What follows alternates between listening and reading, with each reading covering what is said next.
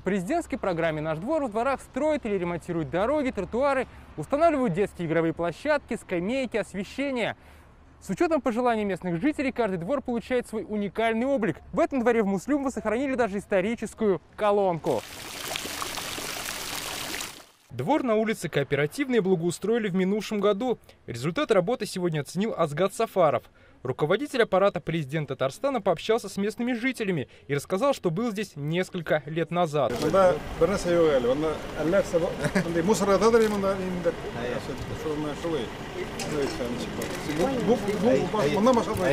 Как говорят жители, они тоже довольны новым обликом двора. Для благоустройства очень много сделано, особенно в последние годы. Конечно же, не хватало тротуаров.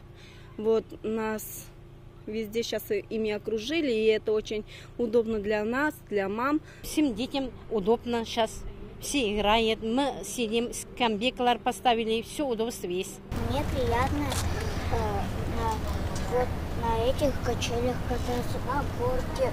Программа «Наш двор» стала примером выверенных и современных градостроительных решений, которые с успехом можно реализовать и в глубинке, говорят участники встречи.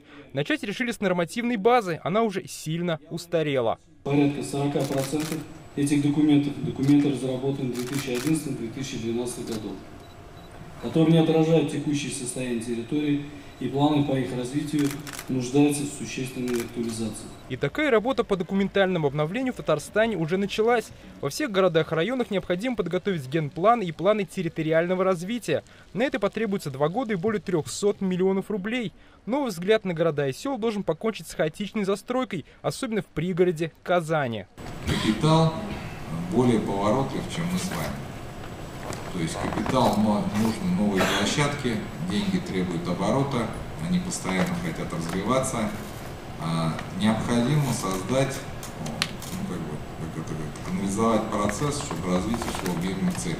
Как отметили, позитивный облик городов и сел – залог позитивного настроя жителей. Отсюда и положительная демография, и экономический рост.